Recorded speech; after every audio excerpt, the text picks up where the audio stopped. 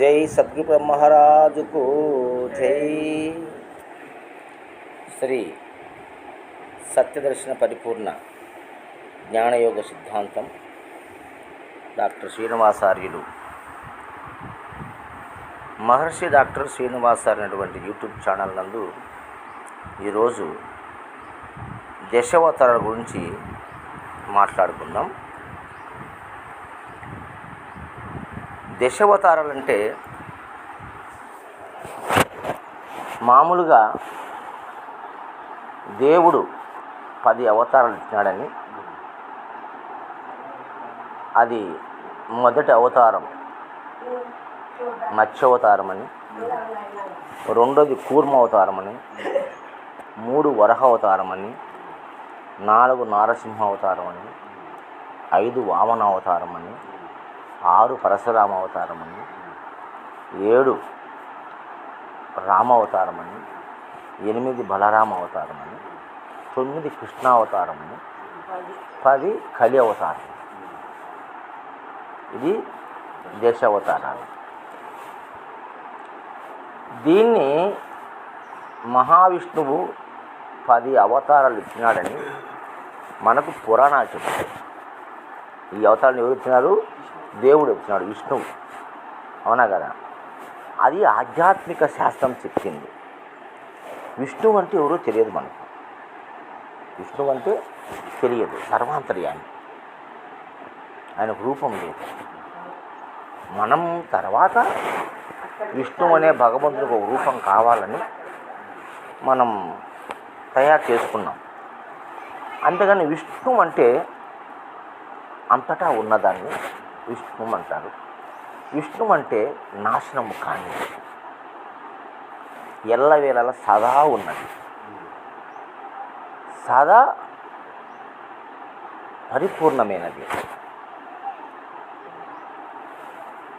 సదా కళ్యాణమైనది, ఎప్పుడు కళ్యాణమైనది, కళ్యాణం అయినది. దాన్ని విష్ణువు అంటారు. దానికి ఒక రూపాన్ని పెట్టుకున్నాం మనం. అయితే ఈ సృష్టిలో ఆయన 10 అవతారాలు ఇచ్చినాడని, కలి అవతారం ఇంకా రాలేదని, అది వీరభోగ వసంతరాయుడుగా పుడతాడని బ్రహ్మంగారు చెప్పినారు. అవునా?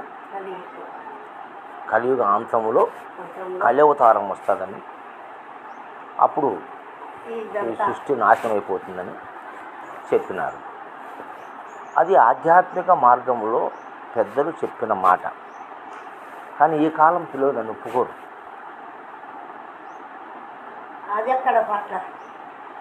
చేప, తాబేలు, పంది, ఈ 3, తర్వాత నరసింహ, తర్వాత వామన, తర్వాత పరశురామ. వామనుడని మీరు బలిచక్రవర్తిని 3 అడుగు స్థలం అడుగుతాడు. వామనుడు గురువు పట్టుకొని, గుండు పెట్టుకొని, చిన్న పిల్లోడిలాగా ఉంటాడు. ఆయన వామనుడని. ఇట్లా అవతారాలు ఇచ్చినాడని మనం చెప్తున్నాము. అయితే ఇది మనం బాగా పరిశీలన చేస్తే ఈ దశావతారాలు అనేది సృష్టి రహస్యం. ఇది సృష్టి రహస్యం. సృష్టి రహస్యం ఇది. ఈ అనంతమైన విశ్వంలో శూన్యముగా ఉన్నప్పుడు, అంటే చుక్కలు కానీ, చంద్రుడు కానీ, సూర్యుడు కానీ, గ్రహాలు కానీ ఏమీ లేని మూలానికి పోతే శూన్యం, వెలుగే లేదు, చీకటి. వెలుగు లేకపోయినప్పటికీ ఈ విశ్వానికి ఒక శక్తి ఉంది. ఈ విశ్వములో ఒక పదార్థం గనక ఏర్పడితే ఈ విశ్వశక్తి దాన్ని కబలిస్తుంది, అంటే దాన్ని కప్పిస్తుంది, అంటే దానికి అల్లకపోయి ఆ పదార్థానికి అనంత శక్తిని ఇస్తుంది. అంత ఎనర్జీని ఇస్తుంది విశ్వానికి. ఆ శక్తి ఉంది. అలాంటప్పుడు ఈ శూన్యమైనటువంటి ఈ విశ్వములో అనేకమైనటువంటి అణువులు, పరమాణువులు ఎన్నో ఉన్నాయి. ఆ అణు విస్ఫోటనం జరిగింది. అంటే ఇప్పుడు నేను చెప్తున్నాను కదా, ఈ శూన్యానికి ఏ శక్తి ఉందంటే, ఏదైనా ఒక అణువు అంటే కంటికి కనిపించని పరమాణువు ఉత్పత్తి అయినా దానికి బలాన్ని చేకూరుస్తే దానికి ఇది మొత్తం చుట్టూ ఆవహించి దాన్ని పదార్థాలను మారుస్తుంది. ఆ శక్తి విశ్వానికి ఉంది కాబట్టి మనం ఇంతమంది పుట్టాం ఈ దేశంలో. ఇన్ని రకాల మొక్కలు, ఇన్ని రకాల జంతువులు, జీవులు ఇన్ని పుట్టినాయంటే కారణం విశ్వశక్తి వల్లనే, మన తెలియకుండానే. అటువంటి విశ్వశక్తి ఉంది. అది బిగ్ బాంగ్ థియరీ అంటారు. విన్నావా? కొట్టు, మళ్ళా గూగుల్లో కొట్టు, బిగ్ బాంగ్ థియరీ అని కొట్టు. అద్భుతంగా మీ సృష్టి రక్షణ గురించి వస్తుంది. ఆ శూన్యంలో ఈ పరమాణువుల ప్రజలు ఒత్తిడి జరిగి పెద్ద విస్ఫోటనం జరిగింది. ఆ విస్ఫోటనము విశ్వమంతటా వెదజల్లబడింది. ఇప్పుడు మనము పైకి పోయినాక పటాకాలు వచ్చే అది పగిలి ఎన్ని రవ్వలుగా విడబడతాయో నక్షత్రాలుగా, అట్లా ఈ విస్ఫోటనం జరిగింది. విస్ఫోటనం జరిగింది ఇది ప్రజల వల్ల. అప్పుడు ఈ ఎగిరిపడిన ముక్కలే ఈనాడు నక్షత్రాలు. ప్రతి నక్షత్రానికి ఒక సౌర కుటుంబం ఉంది. ప్రతి నక్షత్రానికి చుట్టూ కొన్ని గ్రహాలు ఉన్నాయి. మనం దూరంగా పోతే సన్నగా ఉంటాం. అది సూర్యుని కన్నా 100 రెట్లు పెద్దవి ఆ నక్షత్రాలు. సూర్యుని కన్నా పెద్దవి. భూమి కన్నా 100 రెట్లు పెద్ద సూర్యుడు. సూర్యుని కన్నా 100 రెట్లు పెద్ద నక్షత్రాలు. కాబట్టి ఎంతో దూరంలో ఉండేవి. అందుకు మనకు మీదిగా సన్నగా కనబడతాయి. సూర్యుడు కూడా ఒక నక్షత్రమే. మనకు దగ్గర ఉన్నాడు కాబట్టి మనము సూర్యుడు అని దానికి పేరు పెట్టుకున్నాము. దాని ఆధారం చేసుకొని సూర్యుడి నుంచి విడబడినటువంటి గ్రహాలే ఇవి: బుధుడు, శుక్రుడు, భూమి, అంగారకుడు, బృహస్పతి, ఇవన్నీ ఉన్నాయి కదా.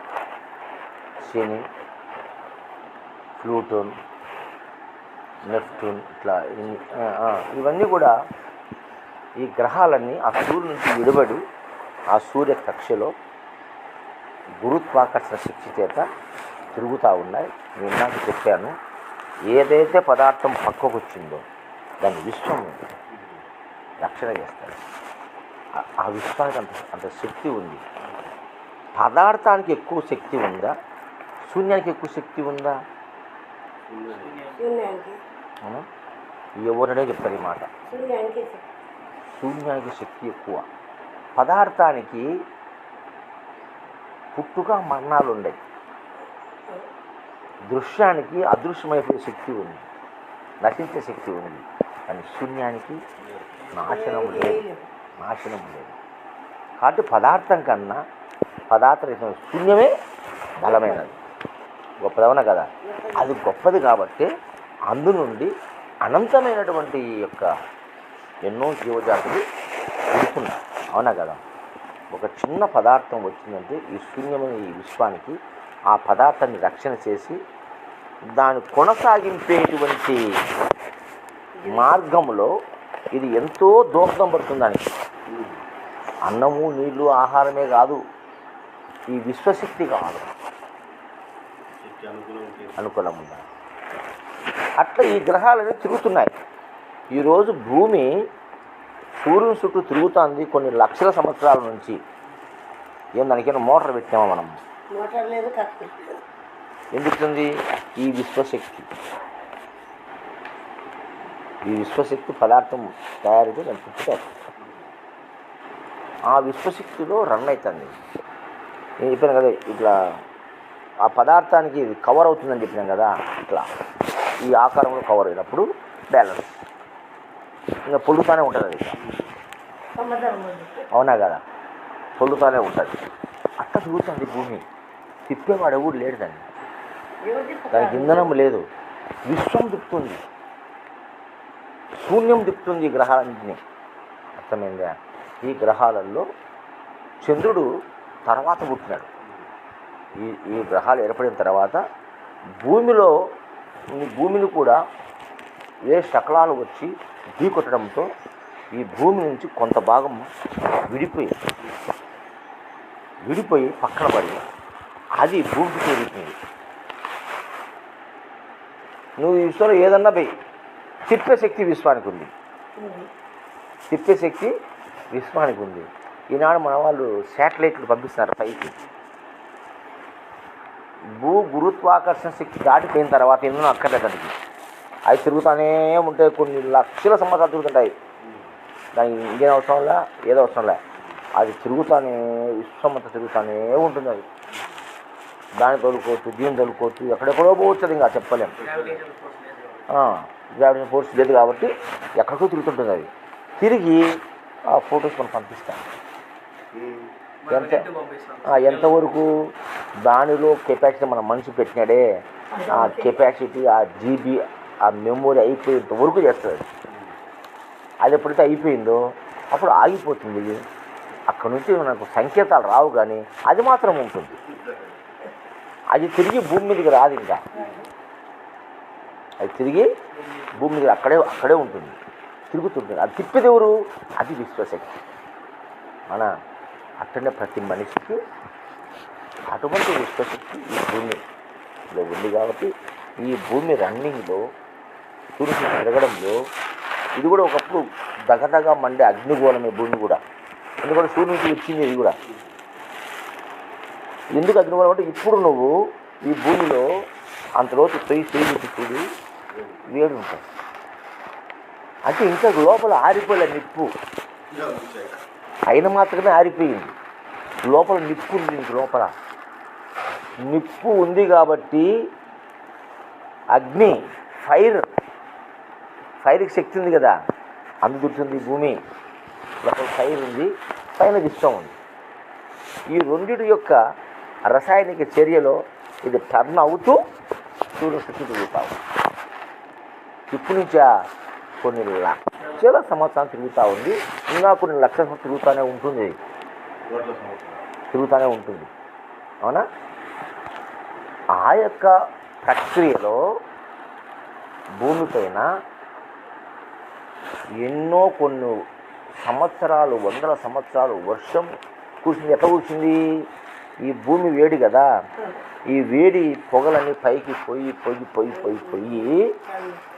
కొన్ని వందల కిలోమీటర్ల వరకు పొగ ఆవరించిపోయింది.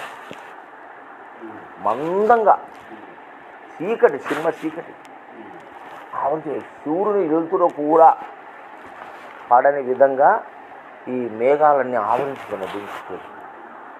తర్వాత సూర్యుని దగ్గరికి పోయే కొద్దీ ఈ భూమి ఆ వేడి తాపం, కింద తాపం, పైన తాపం, మధ్యలో పొరేమింది ఆవిరిగా మారి అందులో త్యాగం వచ్చింది. అది చుక్క చుక్క చుక్క కారి ఎక్కడ పడింది? భూమి మీద పడింది. కొన్ని వందల సంవత్సరాలు వర్షం కురిసింది భూమి పైన. ఇది అంత పేరకపోయింది చుట్టూ. కొన్ని వందల సంవత్సరాలు వర్షం కురిసింది. అందుకు మన భూమిపైన 70% నీరుంది. 72% నీరుంది. ఎక్కడ ఆ నీరంతా యానికి తెచ్చింది? ఎవరు తెచ్చి పోసినారు ఈ భూమి మీద అంత నీరు? అంటే కొన్ని వందల సంవత్సరాలు ఈ అగ్గి కాలి ఆవిరి రూపంలో పైకి పోయి కొన్ని వందల కిలోమీటర్ల దూరంతో అది తీరకపోతే, కరుడు గట్టిపోతే, సూర్యరశ్మి చేత ఈ కింద ఈ సెగ చేత రెండు ఘర్షణ జరిగినప్పుడు అక్కడ రాపిడి జరిగి అదరి మేఘాలు ఒకదాని కూడా రాసుకొని ఉరుములు మెరుపులతో కూడినటువంటి కుంభవృష్టి కురిసింది ఈ భూమి మీద. కొన్ని వందల సంవత్సరాలు కురిసింది. అప్పుడు నీరంతా ఈ భూమి మీద ప్రవహించింది. ఆ ప్రవహించిన భూమే ఇప్పుడు నదులు గాను, సముద్రాలు గాను, కొన్ని ప్రాంతాలు ఎడారులని నీరు పారి ఇసుక మేటలు పెట్టింది. కొంత ప్రాంతం అంతా ఎడారులేదు. కొన్ని డెల్టా భూములైనవి. ఏం బాబు?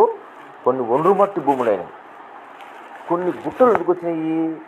ఇది మండేది కరిగిపోంగా అరగకుండా మనం పొయ్యిలో నిప్పులు ఆర్పితే బొగ్గులు ఎట్లా పెడతాయో ఎక్కువ తిరిగితే నీళ్ళు ఇక పారుతాయి కూడా. ఆ పారేది నది, నిలువ ఉన్నది సముద్రం. ఆ బొగ్గులే ఈ గుట్టలు, ఈ రాళ్ళన్నీ గుట్టలన్నీ ప్రవేశించింది. దీంట్లో ఎర్రనేడ భూములు ఉన్నాయి, నల్లరేగడి భూములు ఉన్నాయి, బురద భూములు ఉన్నాయి, సౌడు భూములు ఉన్నాయి, వండమట్టి భూములు ఉన్నాయి, ఎడారులు ఉన్నాయి. ఇన్ని రకాలుగా మార్పు ఏంటంటే నీరు ప్రవహించడం వల్ల ఇన్ని మార్పులు వచ్చింది ఈ భూమిలో. అటువంటి నీటిలో మొట్టమొదటిసారిగా ప్రొటెస్టా అనే ఏకకణ జీవి పుట్టింది. ప్రొటెస్టా అనే ఏకకణ జీవి పుట్టింది. అది తర్వాత నాసుగా మారింది. నాసు అంటే ఏంది? గరిక పూస ఫస్ట్ పుట్టింది ఈ భూమి మీద. తర్వాత వృక్షాలు పుట్టినాయి. నీళ్ళలోనే ఫస్ట్ జీవం పుట్టింది. అప్పుడు ఆ నీటిలో ఈ గరికను ఆశ్రయించుకొని కొన్ని పురుగులు పుట్టినాయి.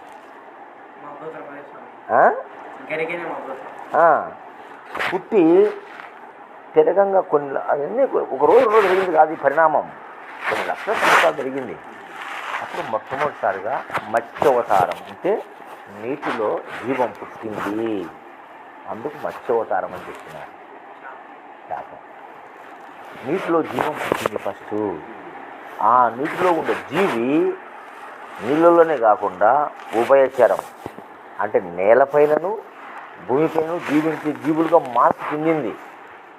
దాన్ని మనం కూర్మవతారం తాగులు అంటే రెండో స్టెప్. అది మొదటి స్టెప్ నీటిలో సృష్టి వచ్చింది. ఆ సృష్టి నీటిలో దగ్గరకు వచ్చింది, భూమి మీదకి వచ్చింది. అంటే భూమి నీటిలోంచి పెడుతూ చచ్చిపోతాయి. నీటిలోంచి పెడుతూ చేపలు చచ్చిపోతుంది కదా. ఆ స్థితి నుంచి నీళ్లు ఎండిపోయినా కూడా రెండు నీళ్ళలో బతికి ఇట్లా బతికి చివరికి నీటిలోను భూమి మీద నువ్వు బతికే ఒక గొప్ప శక్తిని తన దేహ నిర్మాణంలో మార్పు జరిగింది. నీటిలో బతికే జీవే భూమి మీద కూడా బతుకుతుంది. అలా పాములు బతుకుతాయి, కప్పలు బతుకుతాయి, ఎండ్రకాయలు బతుకుతాయి, అవునా కదా, తేళ్ళు బతుకుతాయి, ఎన్ని నీళ్ళలో బతుకుతాయి, బయట బతుకుతాయి. తాబేలు కూడా ఎన్ని రోజుల నీళ్ళు లేకుండా బతుకుతాయి, అవునా కదా. అందుకు జీవ పరిణామము నీటిలో నుంచి భూమిపైకి వచ్చింది కాబట్టి దాన్ని మనం ఏమన్నాము? కూర్మావతారం. ఈ పాకే ఈ జీవి లేచి పరిగెత్తే జీవిగా మార్పు చెందింది, అది వరహ అవతారం. 3, అవునా? ఇది జీవ పరిణామం కదా. నీ ఆధ్యాత్మ పక్కన పెట్టు, నీ దేవతల పక్కన పెట్టు, సైన్స్ చెప్తుంది ఇది జీవపరిణామం ఎలా జరిగింది.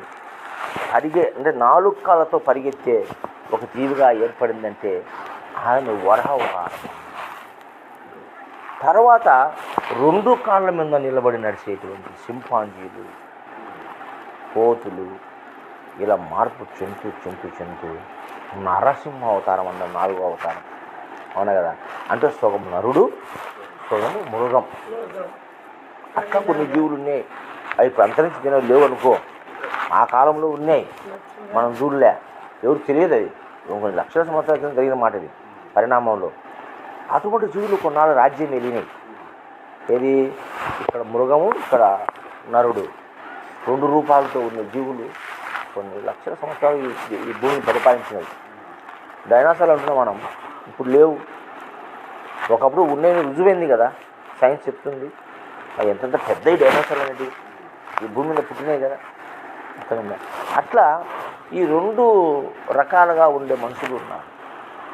అవి కొద్ది రోజులకి మార్పు చెంది సంపర్కం జరిగి చివరికి స్వచ్ఛమైనటువంటి ఒక మానవాకారం వచ్చింది. వామనావతారంలో తోక పోయింది, రాక్షస రూపం పోయింది, మృగ రూపం పోయింది, మనిషి రూపం వచ్చింది, వామనావతారం. ఇది జీవ పరిణామం. ఈ తర్వాత పరశురామ అవతారం. పరశురాముడికి ఏముంటుంది? చర్మాలు కట్టుకుంటాడు, చేతిలో గండగొడ్డు ఉంటుంది. అంటే జంతువులను వేటాడి తినేవాడు మానవుడు, ఆది మానవుడు. అడవి మనిషి, టార్జన్ అంటాం మనం. పరశురాముడు అడవి మనిషి. మృగాలను వేటాడి జంతువులను కాల్చుకొని తినేవాడు, పచ్చి తినేవాడు. ఆ స్థితి నుంచి కొంచెం కొంచెం పెరిగి పెరిగి పెరిగి పెరిగి రామావతారం.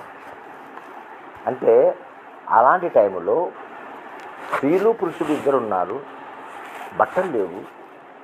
స్త్రీ పురుషులు సంయోగం చెందుతూ ఉన్నారు, పిల్లలు పుడతానే ఉన్నారు. ఇప్పుడు మనకు అడవుల్లో కోతులు, కుక్కలు, నక్కలు ఎట్టకని వాళ్ళ పిల్లలు ఎట్టకు తిరుగుతాడో అట్లా ఈ మానవుడు కూడా అట్లా సంచార జీవనం. ఇల్లు వాకిల్ లేదు.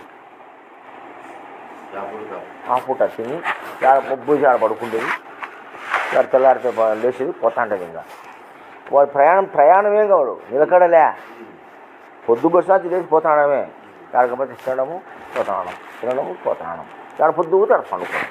మనకి ఊరిలే, దేశములే, కాలములే. కాలం తెలియదు, ఇన్ని గంటలైందని తెలియదు, రాత్రి అయింది చదవదు.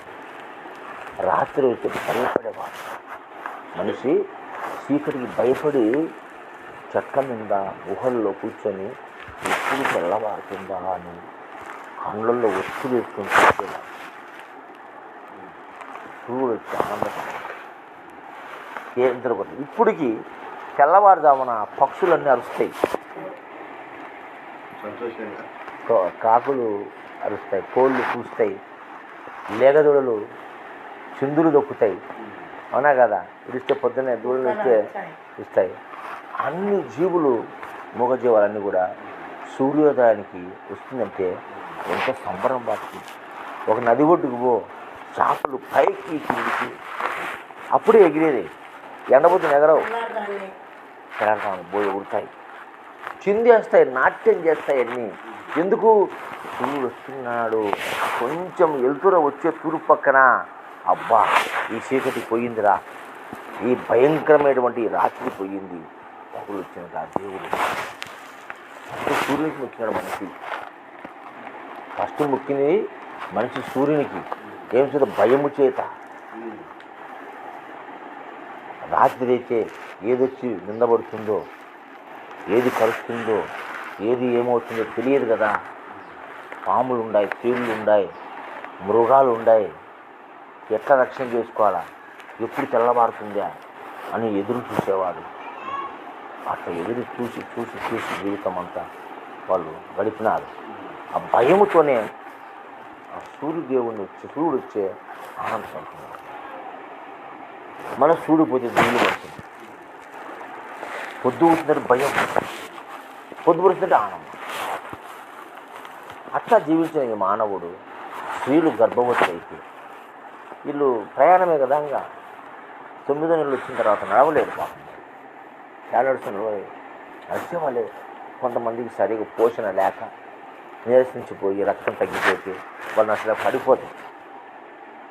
వదిలిపెట్టి పోయేవాళ్ళంట. కొంతకాలం వదిలిపెట్టి ఎంతమంది వచ్చినారు. చచ్చిపోయిన వాళ్ళకి తెలియదు. చచ్చిపోతే మనకేం బాగుంటుంది. అవునా కదా? అట్లా కొద్ది రోజుల తర్వాత ఈ పురుషునికి ఆ స్త్రీ పడే కష్టాలు చూసి జాలి కలిగింది. ఆమె రాలేకుంది కదా, ఇచ్చేయాలా అనే జ్ఞానం కలిగింది. అప్పుడు ఆమెకు పండ్లు, ఫలాలు, కూరగాయలు, కందమూలాలు, లేకపోతే పచ్చి మాంసము కాల్చి వేటాడి తెచ్చి పెట్టేవాడు. నువ్వు ఇన్నే కూర్చో, నేను తీసుకొస్తాను కానీ. ఆమె కోసం వాడు ఆ మంద నుంచి విడిపడి ఎంత దూరం పోయినా ఎత్తుక్కుంటూ ఆమె కోసం వచ్చాడు. పొద్దుగుకి లోపల పోవాలా, ఆడొక మనిషిని పెట్టించిందని జ్ఞానంతో అందరూ పోతానే వాడు వచ్చి ఆమెకు ఆహారం పెట్టినాడు. ఆ రాజు ఆమె పడుకున్నాడు. ఇద్దరు కప్పలు పడుకునేసరికి స్త్రీ పురుషులు అనేది ఒక ఆకర్షణ దేవుడు పెట్టింది. అవునా కదా? ప్లస్ మైనస్ ఆకర్షణ. వాళ్ళిద్దరూ ఒక ప్రేమ, ఒక అనురాగం, ఒక తోడు దినదినానికి బలపడింది. బలపడి ఇది నాది, ఈ మనిషి నా మనిషి, ఒక భావం లేకొచ్చి వీళ్ళు ఇక్కడ ఆగిపోయినారు. ఎండ వాన వచ్చే చెట్ల కింద కూర్చున్నారు. ఇంకా వాన పడుతుంటే ఆ చెట్ల కొమ్మలన్నీ కొట్టుకొని ఒక పందిరి మాదిరి వేసుకున్నాడు. అప్పుడు ఇల్లు లేవు, ముందు ఇల్లు లేవు, అవునా కదా?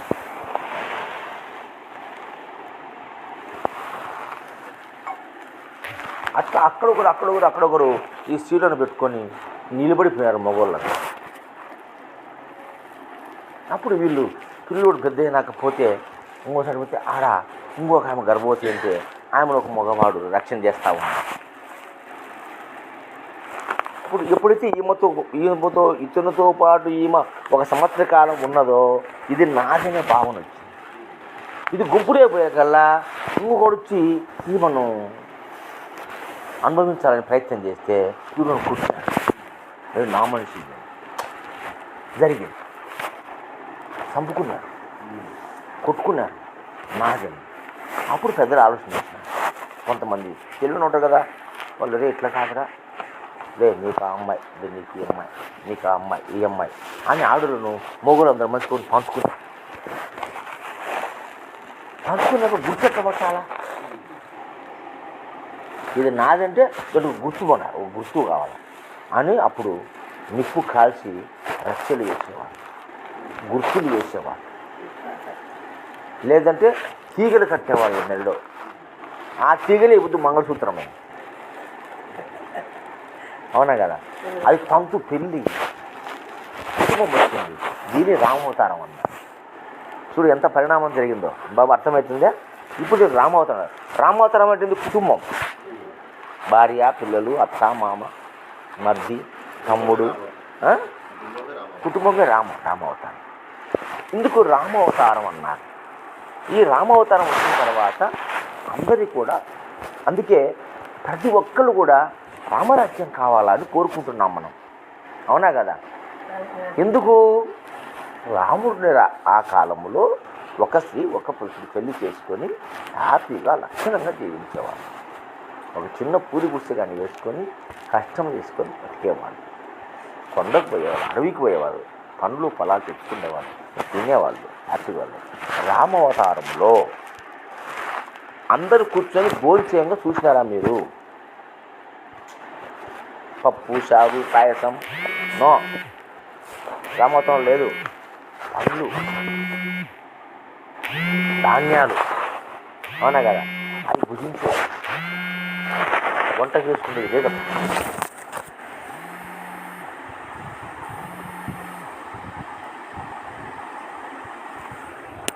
ఆ విధంగా రామావతారంలో వాళ్ళు భుజించే స్థితికి వచ్చినప్పుడు పండ్లు పొలాలు తింటా వచ్చిన తర్వాత ఈ పండ్లు పొలాలు తింటా ఒకసారి గుడిసేసుకుంటారు. ఆ కొండలో పెరకొచ్చుకొని ఇలా బయలులో కూర్చొని తింటారు. తిని అక్కడ వానలు పడి ఆ ఇత్తనాల వల్ల ఒలిచినాయి. అప్పుడు వీనికి ఒక విచిత్రమైంది, ఏంది ఈ ఇత్తనాలు మొక్కలు వచ్చినాయి, చెట్టు కాసినది. ఓ ఇది ఆ చెట్టే, మాడి పండ్ల చెట్టే, ఇది సీతాఫలం చెట్టే, ఇది జామ చెట్టే, ఇది సపోటా చెట్టే గుర్తుపట్టినాడు. ఓ ఇత్తనాలు భూమిలో వేస్తే పంటలు వస్తాయి అనే జ్ఞానం వచ్చింది. దట్ ఈజ్ బలరామావతారం. బలరాముడు చేస్తాడు, నాగడి భుజాన పెట్టుకున్నాడు, అవునా కదా? అంటే మనిషి స్వతసిద్ధంగా పండే ఆహార పదార్థాలు తినే స్థితి నుంచి సొంతంగా పండించుకొని తినే స్థితికి వచ్చినాడు. చెరువులు కట్టుకున్నారు, వర్షం నిల్వ చేసుకున్నారు, అవునా కదా? ఆ లోతట్టు ప్రాంతాలంతా దున్ని పంట ఇత్తనాన్ని వేశారు. వాళ్ళకి ఆ పొలంలో ఏం చెప్తాయో ఆ ఇత్తనం తిన్న తర్వాత మీరు ఇత్తనాలని చల్లినారు. అవి కొన్ని 2-3 ఏళ్ళకి పెద్ద పెద్ద వనాలైనాయి. వాళ్ళు ఎక్కడ పోవాల్సిన అవసరం లేదు, హ్యాపీగా తిన్నారు. అప్పుడు అనేక రకాల ధాన్యాలు వచ్చినాయి పండించగల మనిషి. అందుకే బలరామ అవతారం అంటే మనకి కర్షకుడని నెత్తిన నాగలి భుజాన పెట్టినాం, అవునా కదా? గుర్తుంది కదా చిహ్నం. అప్పుడు మనిషి సొంతంగా పండించుకుని స్థితి ఇచ్చినాడు. పండించుకుని ఏమైంది? బలవంతుడు దండిగా భూమిని ఆకుపోయి చేసినాడు, బలహీనుడు చేసుకోలేకపోయినాడు. ఆ బలవంతుడి కింద పని చేసినాడు, వానికి అన్నం పెట్టినాడు. ఆ అన్నానికి కొన్ని వందల వేల సంవత్సరాలు గడిచిపోయిన ఎన్నో కుటుంబాలు పోయినాయి. పని అనివార్యమైంది. పని అనివార్యమైనప్పుడు ఈ పని ఆ పని ఈ పని కట్టు బట్ట అన్నీ వచ్చినాయి మనకు. రామాతంలోనే చీరలు వచ్చినాయి, పంచెలు వచ్చినాయి. అవునా కదా? అంటే ఈ ప్యాంటు సక్కాలు లేవు, గుడ్డ కట్టుకోవడము కప్పుకోవడం అంతే. స్త్రీలు కూడా జాకెట్లు అన్నీ లేవు, ఒకే బట్టను నడుము చుట్టుకోవడం, అదే ఒళ్ళు చుట్టుకోవడం, అట్లా వచ్చినాయి. అట్లా వచ్చిన తర్వాత ఇంకా అన్ని రకాలు కూడా దీంట్లకు వృత్తిపరంగా కొందరు మనుషులు కొన్ని పనులు చేయాల్సి వచ్చింది. నేసేవాడు కావాల్సి వచ్చింది, కుమ్మరి కావాల్సి వచ్చింది, సాకలి కావాల్సి వచ్చింది, టైలర్ కావాల్సి వచ్చింది తర్వాత. అవునా కదా? ప్రతిదీ వృత్తిని బట్టి కులం వచ్చింది. లేకపోతే కులం లేదు మనకు, మనుషులంతా ఒకటే. తర్వాత అప్పుడు వృత్తిని బట్టి కులం వచ్చింది. తర్వాత సంపదను బట్టి చిన్న పెద్ద తేడా వచ్చింది. బలవంతులు దండిగా భూమి నాకు వేసి దండి పంటలు పండించి వాళ్ళు ఇంట్లో గాజుల్లో వేసుకొని ఈ లేనోళ్ళు పోతాను వాళ్ళతో పని చేసుకుంటా, ఈ పని చేస్తే ఇది నీకు ఇస్తారంటే వాడు ఆ పని చేసి వాళ్ళు ఇచ్చే ధాన్యం తీసుకొని పూజించి తెల్లం పిల్లలు తినాలి. ఏదో బట్టలు ఉంటే ఇది ఇస్తా, ఈ చెప్పులు ఉంటే ఇది ఇస్తా, ఇట్లాంటి పనులు వాళ్ళు చెప్పినారు. వాళ్ళు పాపం ఆ పనులకి అంకితం అయిపోయేసరికి వాళ్ళు తరం ఆ పని చేయడం వల్ల వాళ్ళకు ఒక కులాన్ని ఆపాదించి వీళ్ళ వాళ్ళు అనేటువంటి ఒక గుణభేదములకు కులభేదములు వచ్చింది. అవునా? అప్పుడు ధనవంతుడు పేదవాడు అనేటువంటి వ్యత్యాసం వచ్చింది. అలాంటి సమయంలో పేదవాని దగ్గర దండిగా ఉంది, ధనవంతుని దగ్గర దండిగా ఉంది, పేదవాని దగ్గర ఏమి. అందుకని వాళ్ళ మధ్యన ఘర్షణ జరిగి ఎక్కువ ఉండేవాని కాడ గుంజుకోవాలని ప్రయత్నం చేసినారు. దౌర్జన్యం కుట్టుకున్నారు. ఒక తల్లి పుట్టిన పిల్లలే కుట్టుకున్నారు. అదే మహాభారతం, అది కృష్ణావతారం. అన్నదమ్ముడి కదా కుట్టుకునింది, ఆస్తి కోసమే కదా, ఇది ఐశ్వర్యం ఎక్కువే కదా, దాని కృష్ణావతారం అన్నారు. అవునా కదా?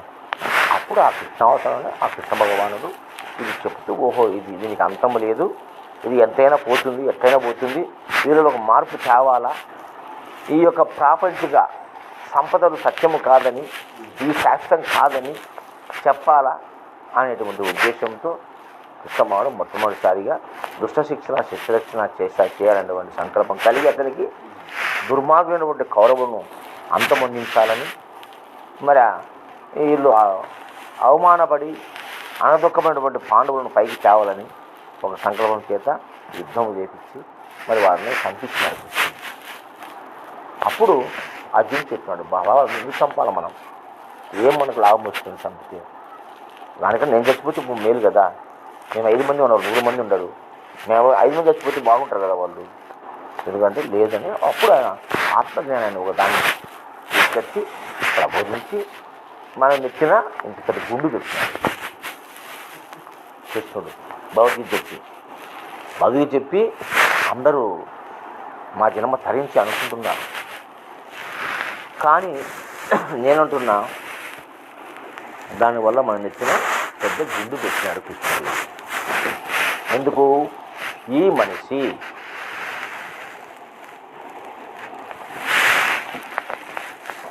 శ్రమించి వ్యవసాయం చేసి చేతువృత్తులు చేసి లక్షణంగా బతికేవానికి అనవసరంగా ఒక పరమార్థాన్ని తెచ్చి దేవుడని, పరమాత్మని, ఆత్మని, ఇది పోతుందని, అది పోదని, ఇది సత్యమని, అది అసత్యమని చూసినావా? ఎంత మాయ చేశాడు కృష్ణ భగవానుడు. అవునా కదా? నేను అనే మాట తప్పు లేదు. ఇంత మాయ చేసి లేనిపోని అని చెప్పి మనిషికి ఒక సంశయాన్ని ఇచ్చినాడు. అవునా కదా?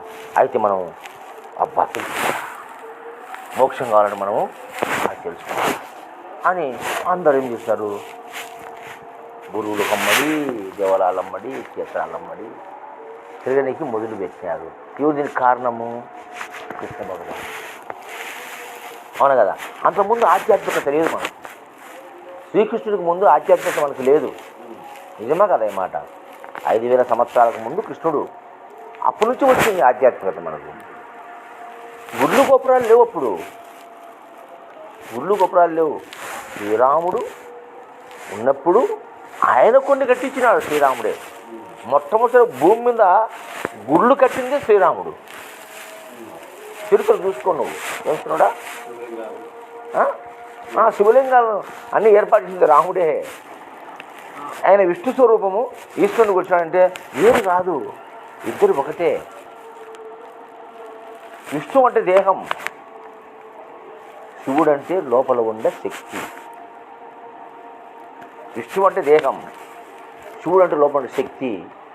మరి ఆ శక్తిని ఎట్లా కనుక్కోవాలని ప్రజలు సంశయపడతాంటే ఆయన రూపంగా ఉన్నదంతా పరమాత్మ స్వరూపం అని చెప్పడానికి ఒక రూపాన్ని పెట్టినాడు శ్రీరామచంద్రుడు. చెప్పు మరి నిజమా కదే మాట. విష్ణువు శివుడు అనేటివి పలుకులే కానీ వాటికి రూపాలు లేవు. బ్రహ్మ విష్ణు ఈశ్వరుడికి రూపాలు లేవు. మనం చూసుకున్నాం అంతే. అర్థమైందా? ఈ దేవుడు పుట్టడానికి బ్రహ్మ కర్తని, అది రజోగుణమని, ఆ రజోగుణాన్నే బ్రహ్మ అన్నారు. అంటే పుట్టడం రజోగుణం, దాన్ని బ్రహ్మ అన్నారు. సత్వగుణం విష్ణువు అంటే పరిపాలన చేయడం, దాన్ని విష్ణువు అన్నారు. లయం అంటే అన్నిటి మళ్ళీ అందులో లయం చేయడం, దాన్ని ఈశ్వరుడు అన్నారు. ఇక్కడ రజోగుణము, తమోగుణము, సత్వగుణము 3 గుణాలకు పెట్టిన పేర్లే బ్రహ్మ విష్ణు మహేశ్వరుడు అని. 3 పనులకు పెట్టిన పేర్లే. ఒకటి క్రియేషన్. క్రియేషన్ ఎవరు చేస్తున్నారు? ఉన్నాడా క్రియేషన్ చేసేవాడు? లేడు. Creation is individual. క్రియేషన్ అనేది స్వతసిద్ధం, అంటే అన్వాంటెడ్. వాంటెడ్గా ఎవరిని పుట్టిడే, వాంటెడ్గా ఎవడు పుట్టడు భూమి మీద, అన్వాంటెడ్. అందుకే కదా కారణ జన్ములు అంటారు. కారణ జన్ములు అంటారు. అంటే కారణం లేకుండా, కారణం లేదు వాళ్ళు పుట్టడానికి. అన్వాంటెడ్, వాంటెడ్గా పుట్టలేదు అంతా. సృష్టిలో క్రియేటర్ అంతే. క్రియేషన్ అయ్యింది, అది స్వతసిద్ధంగా వచ్చింది. దానికి మనం బ్రహ్మని పేరు పెట్టుకున్నాం. వచ్చిన తర్వాత అది కొంతకాలము ఈ భూమి మీద తన ఉనికిని పాటుకుని కొంతకాలం జీవించింది. దాన్నే విష్ణు అన్నాము. తర్వాత అది మళ్ళీ లయమైంది. ఎక్కడి నుంచి వచ్చిందో అక్కడ లయమైంది, దాన్ని ఈశ్వరుడు అన్నాం. అంతేగాని బ్రహ్మ విష్ణు ఈశ్వరుడు దేవుళ్ళు లేరు. మనం తర్వాత రూపాలు మనం తయారు చేసుకున్నాం. నీలాంటి వాడో నాలాంటి వాడో వచ్చిన తర్వాత సృష్టికర్త ఉన్నాడని బ్రహ్మని దానికి రూపం పెట్టి, వాళ్ళకి 4 తలకాయలు పెట్టి, విష్ణువు అంటే ఇట్లా అని చెప్పి, ఈశ్వరుడు అంటే ఇట్లా అని చెప్పి, ఇక్కడ శ్మశానంలో ఉంటాడని, అంటే చచ్చిపోయినంత శ్మశానం పోతారు కదా, వాళ్ళు లయం చేసేవాడని ఈశ్వరుడని ఇట్లా మనం పెట్టుకున్నాం పేర్లు. అట్లాంటి సమయంలో ఈ రాముడు ఆ అపోహం తీసేసి దానికోసమయ్యి దేవుడు అంటే వేరే ఏది కాదురా, రూపమే దేవుడు, రూపమే దేవుడు. ఎందుకంటే ఆ భగవత్ స్వరూపం కంటికి కనపడతారా? అది కంటికి కనపడదు. ఎనర్జీ కంటికి కనపడుతుంది, తీరు కనపడుతుంది, కానీ కరెంట్ కనపడుతుందా మనకు? పండు కనపడుతుంది కానీ అందులో తీపి కనపడుతుందా? కనపడదు కదా. అంటే ఎనర్జీ ఎవడికి కనపడదు. ఆ ఎనర్జీ ఒక పదార్థంగా మారుతుంది, మనకు కనిపిస్తుంది. అది అదే, అది ఇది, ఇది అదే, దానికి దీనికి తేడా లేదు. కాబట్టి దేవుణ్ణి చూడాలంటే రూపంలోనే చూడాలి. అందుకే ఏమన్నారు ఇక్కడ, ఎవడన్నా కష్టం ఉన్నప్పుడు మహానుభావుడు కూడా మంచిగా ఆదుకుంటే దేవుడిలాగా వచ్చినారా నాకు, నువ్వే నాకు దేవుడు అంత మరి వాడు దేవుడు కదా. కాబట్టి దేవుడు ఎక్కడో లేడు, మనలో ఉన్నాడు కాదు, నువ్వే మనలోనే ఉన్నాడంటే మళ్ళీ రెండు వచ్చి పడతాం నెచ్చిన, ఇది అది రెండుని. నేనే దేవుడు, దాన్ని అహం బ్రహ్మస్మి అని చెప్పినారు పెద్దలింగా. అహం బ్రహ్మస్మి అంటే నేనే రా దేవుడు. అయమాత్మా బ్రహ్మ, నాలో ఉన్న ఆత్మస్వరూపమే బ్రహ్మరా. ప్రజ్ఞానం బ్రహ్మ, నాలో ఉన్న జ్ఞానమే బ్రహ్మరా. తత్వమసి, తత్ అనగా ఆ బ్రహ్మము త్వం అనగా నేను, అసి అనగా అయి ఉన్నా, ఆ బ్రహ్మము నేనే అయి ఉన్నాను. అందుకే అక్కడ అంటే సర్వం కలిగిడం బ్రహ్మ, అంత దైవ స్వరూపం. అన్నిదా వేరే ఏమీ లేదు ఇక్కడ, మొత్తం దైవ స్వరూపంగా ఉంది అని చెప్పడానికి కోసము శ్రీరామచంద్రుడు గుళ్ళు కట్టినాడు, శివలింగాలను పెట్టినాడు. లింగం ఇది దేవుడు, ఎందుకంటే ఆయన కనపడాడు కాబట్టి రూపాన్ని పెడితే మళ్ళీ మీరు రూప భ్రాంతిలో పడిపోతారని ఆయన లింగాన్ని పెట్టినాడు. ఏంది లింగం యొక్క అర్థము? స్త్రీ పురుషుల యొక్క సంయోగం లింగం. ఇదే సృష్టి, ఇదే భగవాన్. చూసినావా? అదే శివలింగం యొక్క అర్థం. స్త్రీ పురుషుల కలయికే శివలింగం అని చెప్పేసి ఆయన చూపించాడు. చూసుకుంటా ఆయన అక్కడక్కడ పెట్టినాడు. తర్వాత ఆయన పెట్టాడు కాబట్టి ఆయన్నే గుడి కట్టారు మన వాళ్ళు. రాముని కూడా చెప్పిన ఈశ్వరుడు కూడా ఆయన చెప్పాడు కాబట్టి ఆయన మనం దూరం అని చెప్పిన దూరం సమాధిలో పూజిస్తున్నాం కదా, ఆయన ఫోటో పెట్టి కొలుస్తున్నాం కదా, అట్లా రాముడిని కొలుస్తున్నారు కాబట్టి ఎవరు దేవుడు లేడు కాబట్టి ఊరుల్లో రాముడు, అప్పట్లో ఊరుల్లో రాముడు. ముందు రామాలయం ఉండాలి ఊర్లో, అవునా కదా? మొదటి దేవుడని ఆయన, తర్వాత కృష్ణుడు, తర్వాత ఎంతమంది నాన్నకొండ 70 మంది కట్టినారు, అవునా కదా? మనం కట్టుకుంటున్నాం. ఇది సృష్టి రహస్యము, ఇది దశావతారం రహస్యం. అర్థమైందా? తర్వాత మనము కలి అవతారం. కృష్ణావతారం అయిపోతేనే కలి అవతారం. కలి అవతారం మనమే. మనం రాముడి కన్నా, కృష్ణుడి కన్నా, బ్రహ్మ కన్నా, విష్ణువు కన్నా, ఈశ్వరుడు కన్నా, ఈ పుస్తకాలు చెప్పే 33 దేవతల కన్నా గొప్ప వాళ్ళం మనం, అవునా కదా? విమానం కనుక్కున్నా ఏ దేవుడన్నా? ఇంతమంది దేవుడు చెప్తున్నాము, మనం కనుక్కున్నాం. సద్గుణం కనుక్కున్నాడు ఎవరన్నా? మనం కనుక్కున్నాం, అవునా కదా? మనిషికి ఉపయోగపడే భూమి, జలము, అగ్ని, వాయువు, ఆకాశం ఉండేటువంటి పంచభూతాలు మినహాయిస్తే 6వ వస్తువు కానించి కోటాను కోట్ల రూపాలతో ఉన్న వస్తువులన్నీ మనిషి కనుక్కున్నాడు. ఇప్పుడు ఈయనే చూడు, ఏ దేవుడు కనుక్కునేది ఒకటి చూపించు నాకు. 33 కోట్ల దేవతలు మానవాళికి అవసరం లేదని ఒకదాన్ని కనిపెట్టినారా? మనమే రాయి మనమే తీసుకున్నాం, ఈ రాయి మనం తయారు చేసుకున్నాం, ఈ సోపు మనం తయారు చేసుకున్నాం, బెడ్షీట్ తయారు చేసుకున్నాం, చక్కాలు, గుడ్డలు, మొత్తం ఇవన్నీ కంప్లీట్గా ఎవరు చేసినాడు? మనిషి. అందుకే నరుడే నారాయణుడు, దైవం మానస రూపేణ, దేహో దేవాలయో ప్రోక్తో జీవో దేవ. చెప్తున్నారు మనకు గుర్తులు. మనం అజ్ఞానంతో దేవుడు దేవుడని పిచ్చిబట్టి తిరుగుతున్నారు, అవునా కదా? ఏం బాబు? కాబట్టి ఈ విధంగా దశావతారం అనేది ఈ జీవ పరిణామమే కానీ దేవుడని కూడా మనం ఆపాదించి పెద్దలు చెప్పినారు అట్లా మనకు, అంతే తప్ప ఉంది. దాంట్లోనే మన వాళ్ళు కథల రూపంలో ఇట్లా చెప్తే ఇలా బుద్ధికి తగ్గుతుందని, పడుతుందని ఒక దేవుణ్ణి పెట్టి మనకి ఈ విధంగా నిర్ణయం చేసి చెప్పినారు. అర్థమైందా? ఇంకేమైనా సంశయం ఉందా ఇందులో? డౌట్ ఉంటే అడుగు. మొత్తం హిస్టరీ అంతా అర్థమైందే. దేవుడు ఎలా పుట్టినాడు, అవునా కదా? భయముతో ఊహించినది. మనం భయముతోనే ఎందుకు చెప్పినా దాకా చీకటి పడితే భయం. అప్పుడు ఏం చేస్తారు? సూర్యుని కోసం ఎదురు చూసినారు, సూర్యుని దేవుడిని నమ్మినారు. అందుకే పొద్దున్న చేస్తేనే సూర్య నమస్కారం పూజ చేస్తున్నారు కదా, చూడండి, అవునా కదా? సూర్యుని దేవుడిగా కొలుస్తున్నాము. మట్టిని దేవతగా ఒక వ్యవసాయం చేసే వ్యక్తి, ఒక రైతు మట్టిని దేవతగా భావించి వాడు నారుమడి పోసేటప్పుడు ఆ గిన్నె మీద రాళ్ళు పెట్టి పసుపు కొంచెం టెంకాయ పెట్టి ముట్టుకుంటున్నాడు, పంటను ముట్టుకున్నాడు కదా. భూమిని, గంగమ్మను, జలాన్ని, తల్లి ఎప్పుడు వస్తావు నాయన అని ఆ భూమిని తగ్గితే ముద్దాడుతున్నాడు భూమిని. ఆ నీరు తాగుతున్నాడు, వృద్ధని తాగుతున్నాడు. జలం ప్రాణం శక్తినిస్తూ ఉంది. అగ్ని సూర్యుడు భగవంతుడు, వాయువు విశ్వాస రూపంలో మన దేహంలో ఉన్నాడు, అధిదైవం అని పంచభూతాలను దేవతలుగా అప్పుడు పూజించినారు. తర్వాత రూపాల్లోకి వచ్చినాం మనం. అంటే జ్ఞానం పెరిగే కొద్దీ మనిషికి ఈ నాగరికత పెరిగే కొద్దీ అజ్ఞానంగా ఎక్కువ పేరకపోయి లేనిపోయి అన్నీ అందమైన బొమ్మలు తయారు చేస్తున్నాం. రంగురంగుల బొమ్మలు తయారు చేస్తున్నాం.